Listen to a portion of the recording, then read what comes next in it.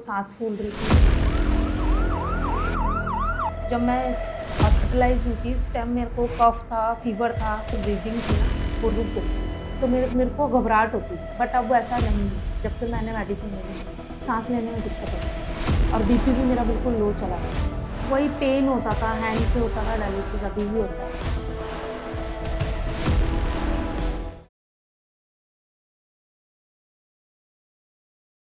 नमस्कार दर्शकों, हमारे साथ जुड़ी हैं एक पेशेंट गीता। इनका डायलिसिस चल रहा था और समस्या काफ़ी ज़्यादा थी, किडनी की समस्या थी। जानेंगे इनसे क्या क्या दिक्कत थी और कैसे कैसे इनको आराम मिला है। गीता, क्या प्रॉब्लम हो रही थी पहले आपको? सर पहले मेरे को सांस फूल रही थी और मेरा जो डायलिसिस होता था उस दिन मेरे को बहुत प्रॉब्लम होती थी, और जब मैं हॉस्पिटलाइज हुई थी उस टाइम मेरे को कफ था, फीवर था, काफ़ी चीज़ें प्रॉब्लम हो रही थी, जी। सांस लेने में दिक्कत हो, मेरा जो ब्रीदिंग थी ना वो रुक गई थी। अच्छा। बट हाँ, एडमिट हुई थी। उसके बाद फिर मेरा ये यहाँ से मैंने ट्रीटमेंट कराया। उसके बाद डायलिसिस जिस दिन होता था तो मेरे को घबराहट होती थी, बट अब ऐसा नहीं है। जब से मैंने मेडिसिन लेनी शुरू की तब से मेरे को प्रॉब्लम नहीं है। अभी 3 मंथ्स हुए हैं मेरे को मेडिसिन लिए हुए। ठीक है, तो ब्रीदिंग रुक गई थी, मतलब काफ़ी ज़्यादा ऑक्सीजन लेवल कम हो गया था मेरा। ऑक्सीजन लेवल कम हो गया। जी, सांस लेने में दिक्कत सांस लेने में दिक्कत हो रही थी मुझे। सांस नहीं ली जा रही थी उसमें। जी। डायलिसिस कराने के आने के बाद बहुत तकलीफ हो रही थी। हाँ जी, ठीक और बीपी भी मेरा बिल्कुल लो चला जाता था। ठीक जब है। मैं डायलिसिस पे जाती थी ना या डायलिसिस करवा के घर आती थी तो मेरा बीपी बिल्कुल लो हो जाता था, स्वेटिंग होती थी, बहुत घबराहट होती थी। बट अब वो नहीं है जब से मैंने मेडिसिन स्टार्ट की।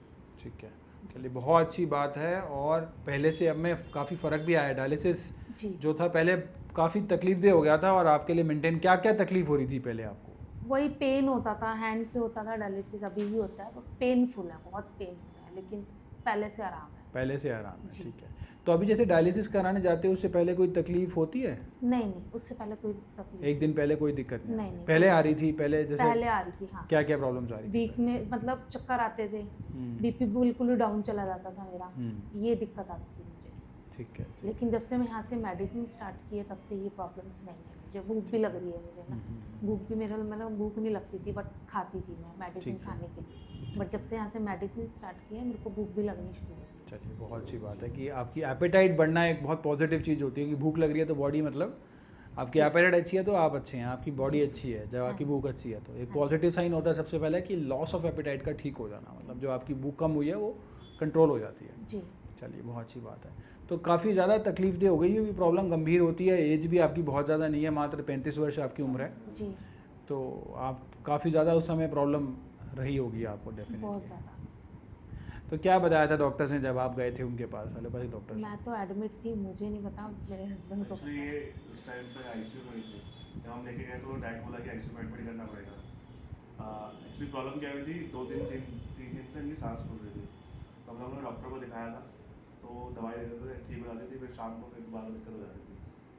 तो मैंने सोचा कि एडमिट करवाते हैं, एक बार हॉस्पिटल ले चलते हैं, क्या प्रॉब्लम है क्या नहीं देखते हैं। तो बट वहाँ पे ले गए तो इनका ब्लड जो था बॉडी में वो 4% था उस टाइम पे। अच्छा, 4 रह गया था ये, मतलब हाँ। काफ़ी कम हो गया। काफ़ी कम था, सांस लेने में बहुत ज़्यादा दिक्कत हुई थी, और क्रिएटिनिन लेवल उस टाइम पे 8.3 के आसपास था अच्छा। जब हम ले गए थे इन हॉस्पिटल।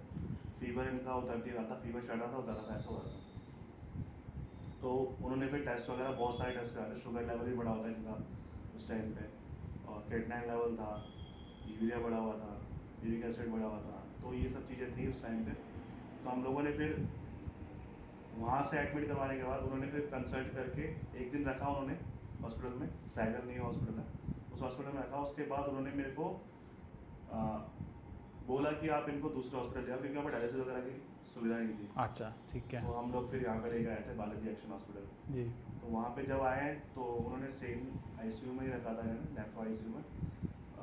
इवनिंग तक कंडीशन अच्छी हो गई थी क्योंकि डायलिसिस वगैरह स्टार्ट कर दिया था उन्होंने, तो अच्छी हो गई थी कंडीशन, और अभी तो बहुत बेटर है। डायलिसिस से टेम्परेरी रिलीफ मिला होगा, लेकिन डायलिसिस के दुष्प्रभाव धीरे धीरे पता चले होंगे जब बॉडी पे आने शुरू हुए, और अब वो दुष्प्रभाव भी नहीं है, तो बहुत अच्छी चीज़ है कि पहले इनका जो था प्रॉब्लम फिजिकली बहुत ज़्यादा थी और डायलिसिस भी रेगुलर करा रहे थे, लेकिन अब जो है काफ़ी चीज़ों में इनको इम्प्रूवमेंट मिली है और काफ़ी चीज़ों में अच्छा लग रहा है इनको। तो क्या मैसेज रहेगा किडनी पेशेंट्स के लिए? बहुत से किडनी पेशेंट हैं, परेशान रहते हैं, इधर उधर घूमते रहते हैं, भटकते रहते हैं, क्योंकि प्रॉब्लम गंभीर है, और जो जहाँ जैसे मिलता है उसको समाधान वो जाता है, जैसे भी सुनता है जी, कुछ जी। कि चलो यहाँ जाना तो यहाँ चले जाता है, इस तरह की भावना रहती है पेशेंट्स की। तो आप क्या मैसेज देना चाहेंगे पेशेंट्स को? बस यही मैसेज देना चाहेंगे कि डायलिसिस जो है कभी ना हो, मतलब बहुत पेनफुल है वो, अभी भी मतलब बहुत पेनफुल होता है डायलिसिस। इलाज देखिए ट्रीटमेंट। आयुर्वेदिक में थोड़ा धीरे धीरे होता है, लेकिन रिकवरी हो cure जाती है। जाता है पेशेंट ना, तो ये चीज़ है। चलिए, बहुत अच्छी बात है कि देखिए डायलिसिस एक पेनफुल प्रोसेस होता है,